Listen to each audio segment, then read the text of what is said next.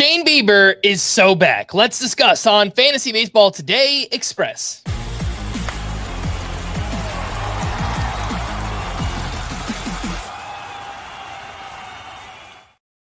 Welcome into FBT Express on Monday, August 25th. I am Frank Stampfl, joined by Chris Towers, and let's take a look at Shane Bieber's return.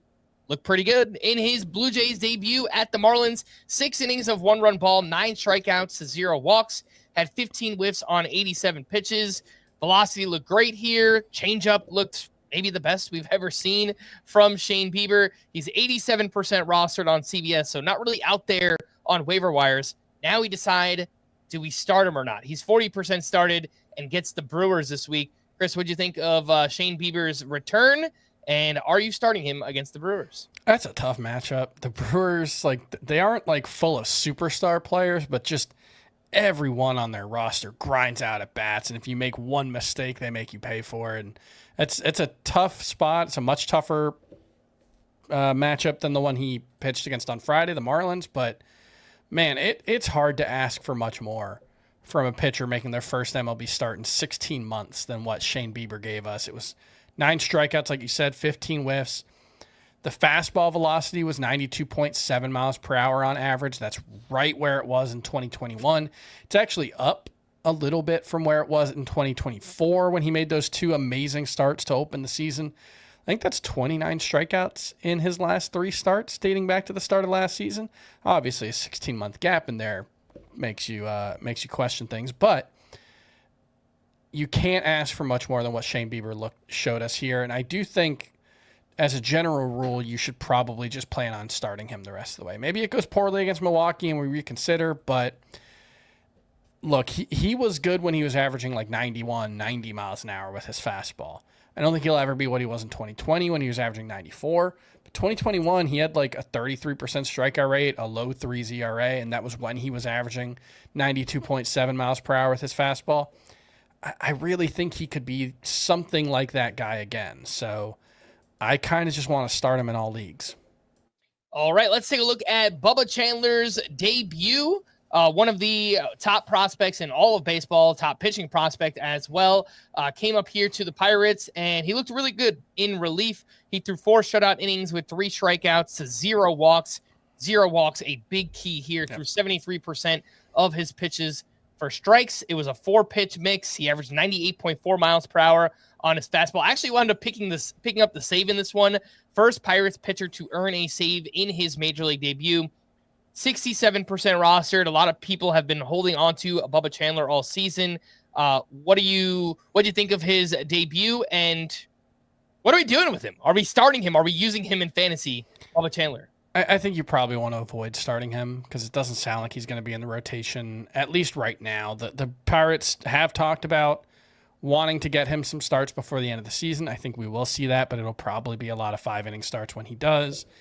And they're just being super conservative with a lot of their young pitchers. They were with Paul Skeens. They still have been at times with Paul Skeens. There have been a lot of 5-inning starts for Paul Skeens as well this season. So I think Bubba Chandler's super talented. There's a lot to like about him in the long run. Maybe we get there before the end of the season, but there are a couple of pitchers, notably Nolan McLean, who I would prioritize adding, who are rostered in roughly the same number of leagues as Bubba Chandler. Yeah, and I think you could say something similar about Cam Schlittler, who is a 2-star pitcher this upcoming week. Not that he is a better prospect. No. Not even sure that he's a more talented pitcher than Bubba Chandler. It's hard to use Chandler not knowing exactly what his role is going to be, how much he's going to pitch, when he's going to pitch. They do have 7 Schlittler, 2-star pitcher this week. Yeah. Nationals and White Sox. Great match. That is excellent. It might go poorly. He's not a perfect pitcher, but I do think if you had to pick up one of them, given how little season is left, that's probably a third of Cam Schlittler's remaining starts. So I think you got to add him there. Yeah. And just getting back to Bubba Chandler, the Pirates do have 7 games this week. I guess there is a non-zero chance that he does make a start, right? A lot of times when we see a full slate, 7 games in a week, teams will find a way to get another starter in there and give everyone an extra day of rest. So it's a possibility. We'll see. But I was very impressed by what we saw from Bubba Chandler in his debut. Let's take a quick break. When we return, we'll run through some news items from the weekend. We'll do that right after this.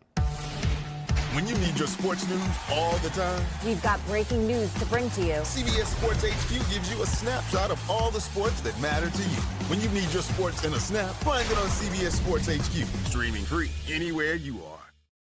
Welcome back in FBT Express. Let's take a look at some news items from the weekend.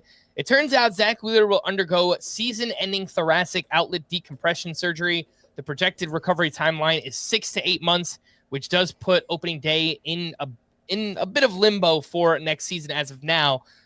But, Chris, we were talking a little bit further about this thoracic surgery. It's not the typical one that we see, but still, whenever you hear those words, it does get worrisome when it comes to starting pitchers. This is just baseline. You're talking about a 35-year-old starting pitcher who is going to have significant surgery this season. The surgery involves removing a rib and I think slicing away part of a muscle to relieve pressure. In this case, it's relieving pressure on the vein that had a blood clot in it, which is a very serious concern that they want to avoid moving forward for Zack Wheeler. Typically, when we're talking about thoracic outlet syndrome, what that usually is a nerve in the shoulder or chest that's being pinched by that bone or that muscle that is causing, typically a lot of like lost feeling in the extremities, numbness. And so, I think Steven Strasburg had that. I want to say Josh Johnson, maybe Josh Beckett at the end of his career. It's a surgery that has been associated with a lot of, especially late in career pitchers kind of losing it. The fact that this is a different version of it hopefully means that Zack Wheeler can come back maybe early next season and pitch more or less like he has in the past. But I don't think you can treat that as a given. And even if we get to next February and Zack Wheeler looks like he's going to be ready around the start of the season, I still think you have to assume he's not going to be the same guy, unfortunately, given his age, given the injury. I don't know where we're going to draft him next season. I think that's a long way from having that conversation. My gut reaction is not in the top 30 starting pitchers, probably not a top 100 pick overall. But look, if he's pitching late in spring training and looks like himself, it's going to be hard not to draft him, Yeah, definitely a polarizing player for next season, and just hoping it doesn't end this way for Zack Wheeler, right? Absolutely. Want him to get back to health and go out on his own terms here. So we'll be watching and listening to see what happens here in the offseason for Zack Wheeler. A couple starter sit questions based on some injuries or players returning. Yordan Alvarez has a strong possibility of returning from the IL Tuesday against the Rockies. You waited this long. My guess is you're starting Yordan Alvarez. Get him in there. Let's go. Vlad Jr. has missed 5 straight with hamstring inflammation. He did appear as a pinch hitter on Sunday. Starter sit Vlad Jr.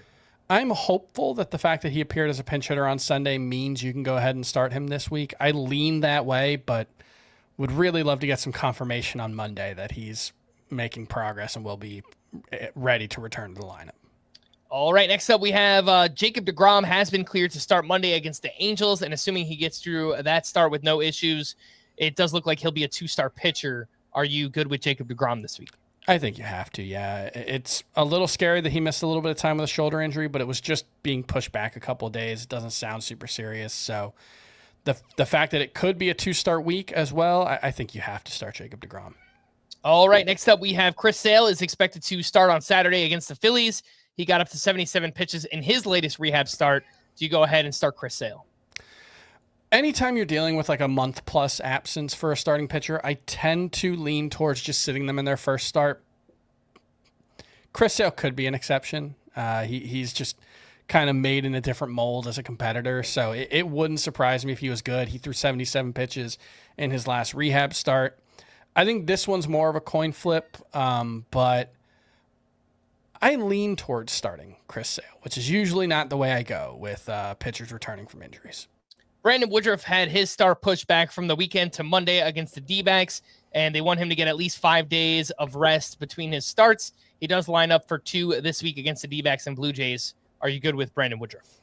Don't love the matchups, but he's been so good overall that I think you can overlook a couple of missteps in his past 2 starts. And, hopefully he makes both starts. Obviously, if they're, playing games with his rest, Maybe they steal an extra day here or there, but I think you go ahead and start Brandon Woodruff, yeah. All right. For more extensive fantasy baseball coverage, listen to our full lane podcast, Fantasy Baseball Today, on Spotify, Apple Podcasts, or anywhere else podcasts are found. Thanks for listening to Fantasy Baseball Today Express, and we will be back again tomorrow. Bye-bye.